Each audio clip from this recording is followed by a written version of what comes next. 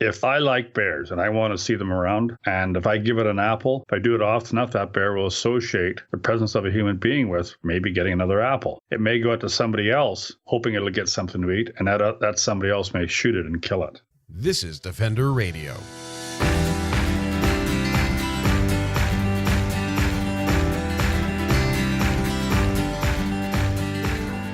I'm Michael Howie, and this is Defender Radio. I think the time has come. The plague has finally chosen me to take the long, narrow path to the river Styx. Or I have a relatively minor cold that's given me a sore throat. My wife and I can't quite agree on it. Either way, I'm going to be brief introducing this episode in case my voice does give out again today.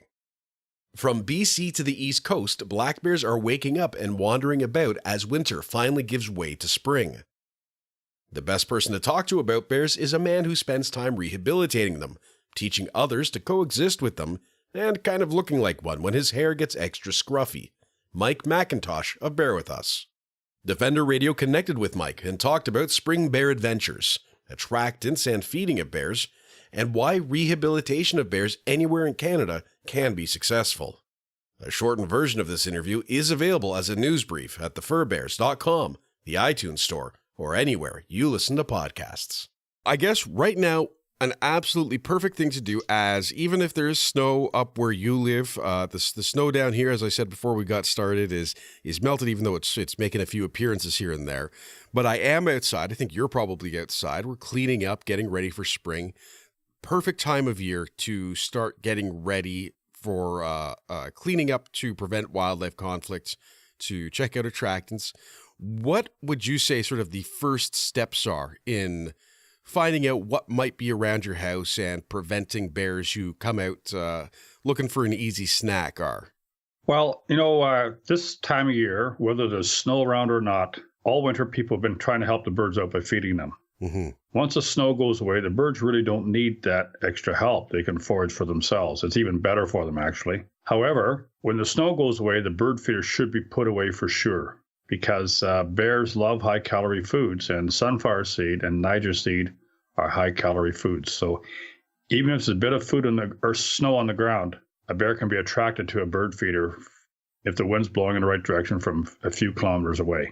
So bird feeders should go away when the snow goes and not come out again until the snow returns. That's an easy step. I'm already barbecuing, though, and this is one that surprised me when I first heard it, is the little grease trap, the little tinfoil thing underneath my barbecue is enough to draw in bears from a distance. Maybe not in downtown Hamilton, but in areas where bears are hanging out, it's enough to draw them in. It is. And that doesn't mean that grease trap or the grease in your barbecue is edible. It's just the smell of it. Mm-hmm. They'll come in and they'll inspect it. They'll check it out, i.e. knock the barbecue over.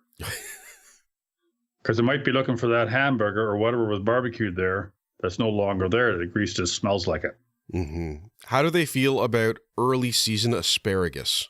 I don't know. Yeah. I don't think they feel anything about asparagus. I've never observed them eating it. All right. Well, matter of fact, if it's cooked in butter, that might change. Okay. I think we just use a little bit of olive oil, but we'll see. Okay. I'll let you know if any bears show up in downtown Hamilton. If they show up in downtown Hamilton, I think there'll be panic. Well, when we have all of raccoon out during the day, there tends to be panic. So, yes, I think the bear would probably not be well received. But that is something that is common, I think, in a lot of communities across Ontario. And people forget how big Ontario really is. I think when we talk about bears, it's funny because we have this mixed geography, and a lot of these lessons are going to be applicable in various areas. And I remember the first time I saw a black bear after growing up as a city kid, and I thought, wow, it's so big. And do I need to remember do I stop, drop, and roll, or do I pretend to be a dead fish, or what do I do? And the bear looked at me and just took off running in the opposite direction. And that almost always happens. Well, yeah, and that's been my experience with bears pretty much ever since then. It's, I got a great picture of this bear, and it goes, oh, no, I'm out, and runs away. But we do see videos online. I'm sure you've seen the funny video of the most Canadian way to get rid of a bear, where the guy's on his back porch and says, go away, bear, I need to go to work. You politely ask, yes. Yeah. What should people do? And I guess this is a very broad question, but if we see bears around, so we'll use the example of perhaps somewhere more like North Bay, where you've kind of got an interesting mix now of suburban, urban, and rural. If a bear is in the backyard, is it something we should be worried about? Is there, a respectable distance we should keep? Or is it as simple as saying, hey, bear, go away? Well, I think, first of all, if there's a bear in the backyard, don't really need to worry about the bear harming anybody because they're not that dangerous unless somebody does something really silly, like tries to grab a hold of it or something like that, or lets their dog go after it. Because dogs do antagonize a bear, and quite often the bear will chase the dog right back to the person who is the dog's best friend. Yep. But back to the springtime. When bears first come out of the den, they are not ravenously hungry like often is shared or read or talked about on the radio. That's totally not true. It takes them a while to build up that hunger and need for feed just because they're wandering around with nothing to eat and using up energy. So that doesn't mean they won't take advantage of a nice food source like sunflower seeds and a bird feeder. So if a bear is in somebody's backyard, like you said, Mike, it's not there because it's looking for a good time or looking to visit the people. It's there for a reason. And that means there's an attractant. So the first thing to do is figure out what's attracting the bear. Once the bear leaves, go out and walk around and clean up that bird feeder and take it away, clean up the seed on the ground, and don't put it back out again, because people will tell me, well, I put my bird feeder away at night, but take it out during the day. Well, they still smell the seed that's spilt on the ground. So if the bird feeder is only put away part-time, it'll still attract bears. And not just bears, like coyotes and raccoons and foxes. Other animals are also attracted to the same attractant that a bear may be. So if it's in the backyard, it's there for a reason, and it's because there's something there for it to eat. The best way to discourage it is to take away what it's coming to eat. That is the same thing my wife does if I'm bugging her. Is she just puts food out in a certain area and I go over there. That's right. And talking about feeding bears, this is something that comes up, and there is, and I won't go into the ins and outs of all this, but there are some people who say, oh, we can feed bears and coexist with them, and that's okay. And there are times when I have heard about government intervention programs, which is a strategic feeding of bears due to, say, a certain crop shortage or increased conflict in one area. When we're talking about feeding, for the average person, and again, I'm not talking extenuating circumstances, I'm not talking research, I'm talking those of us living either in a rural area, an urban area, wherever there may be bears. Is feeding always a no-no, or are there times when it's okay to give a bear an apple? The general public shouldn't feed them. And the reason I say that is because if I like bears and I want to see them around, and if I give it an apple, if I do it often enough, that bear will associate the presence of a human being with maybe getting another apple. The problem is it may go out to somebody else hoping it'll get something to eat, and that somebody else may shoot it and kill it. Mm-hmm. So it should not be fed under any circumstances. They're quite capable of finding their own food sources. They're an omnivore. They eat many different types of food. And because of that, they eat grass and leaves and anything else in between. So they do not need to be fed by people. And unfortunately, when they are, they eventually end up dead.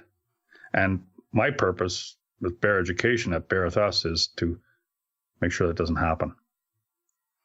One of the other elements that comes into play with feeding, and this is something that is often hard to show, but when it happens, it often is tragic. And I can think of two examples, one involving deer, one involving a coyote, is it changes their behavior so they will take risks they may not normally. And in particular, in some areas, that means crossing roads that they wouldn't. There was one incident a few years back in Stanley Park in Vancouver, and people have been feeding the coyote and started feeding the coyote in another location. So the coyote would cross a busy street every day to go get food. And sure enough, eventually the coyote was hit by a car. There's another incident of, and I don't know if there was a necessarily tragic outcome. We only heard a bit about this as part of research. And I think you were actually at this conference. Someone had studied deer movement in urban Manitoba. And she showed that the deer were making these really weird behavioral patterns. Like they were crossing areas that didn't make sense to cross. They were getting in front of cars and getting closer to people than they ever would. And it turned out all it was one person feeding the deer. And it completely changed their movement. So I imagine there is also similar concern of that with bears, particularly when we consider, as you said, that bears are hunted throughout much of Ontario. For most of the year when the snow's not on the ground. Mm-hmm. Yes. So, yeah, for sure. A food attractant will direct or redirect many species of animals towards that attractant. And people don't get too excited when they see a deer. They get the camera. Or if they see a fox, quite often they'll get the camera. If they see a bear, they look to get the gun. Mm-hmm. And that doesn't mean the bear's dangerous. Just that means that's what people's perception is. Yeah, when it comes to carnivore hunting, or predator hunting, even though they are omnivores, are they classified as carnivores? No. No, they're not? No, they have a dental pattern that reflects a carnivore, mm-hmm. but they're an omnivore, and they're primarily vegetarians. Yeah. Over 90% of their diet is vegetarian. So if you want to call them predators, they're predators of grass and berries. Oh, well, there you go. See, I learned something new today, too, because I would have classified them in my brain as carnivores or predators.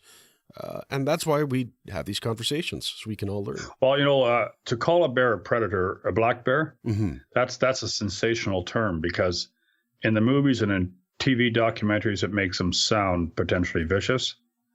And they have the claws and the teeth. The teeth for sure would make them look like a carnivore. But they rarely eat anything that's meat, unless you want to count insects. I'm okay with them eating insects, I'll be honest. But small rodents like mice, but primarily it's vegetable matter.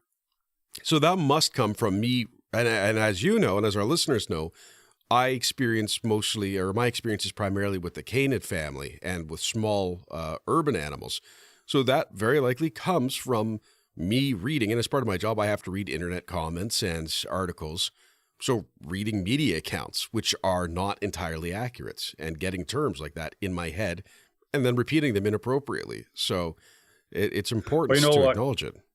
You mentioned media. Mm-hmm. More often than not is not accurate. And that's because the people who are sourcing the information, the reporter, whoever they are, they do the same as a lot of us. They Google something. Yeah. And there's that just because it comes up in the internet does not mean there's any fact there. And misinformation gets spread so quickly. And when it comes to bears and other animals that people are afraid of, the misinformation is far more exciting and sensational to repeat than the truth. And the truth when it comes to bears is they're really dangerous to people. And they're definitely not out to eat people.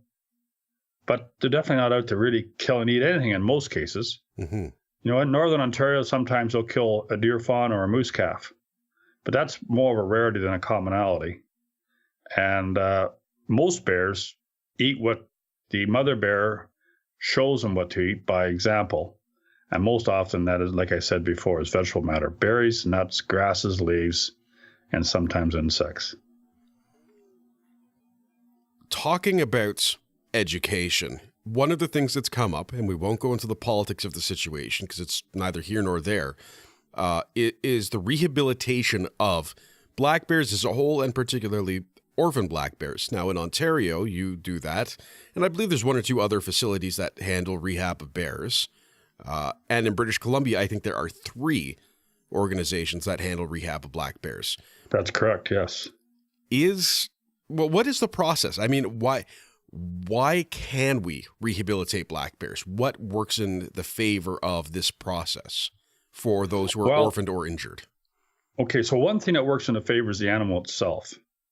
And largely it's because it's an omnivore. There's many food sources that will keep a bear happily content and nutritionally satisfied.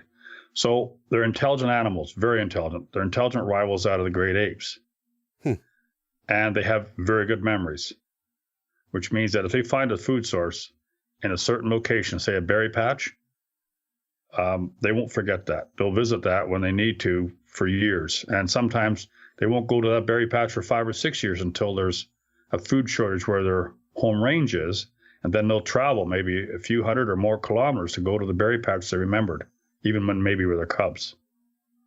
So because they eat such a wide variety of foods, and because they're intelligent and remember and are inquisitive, they taste everything, they will survive well in the wild because there's food almost everywhere they walk. And the reason is because it's vegetable matter almost everywhere they walk. Mm-hmm. The primary concern about rehabilitating bears is to not get them used to people in general, like conditioned to human activity. So a lot of people, a lot of voices, commotion, strange people that come around, that can cause these bears to become kind of complacent. And that doesn't risk people in the future, it risks the bear's life. So that's why at Bear With Us, we don't have visitors of any kind. And only one maybe other volunteer other than myself. So the bears see very few different people. They don't get conditioned to human activity, vehicles, music, that kind of thing. They don't hear any of that. And there's 3 rehab centers in BC, as you mentioned. There's one that just opened up in Manitoba, which formerly hasn't been rehabilitating bears. And it's going to happen in Alberta soon, as far as we know. Mm-hmm. And there's a rehab center in Quebec and one in New Brunswick, and that's about it.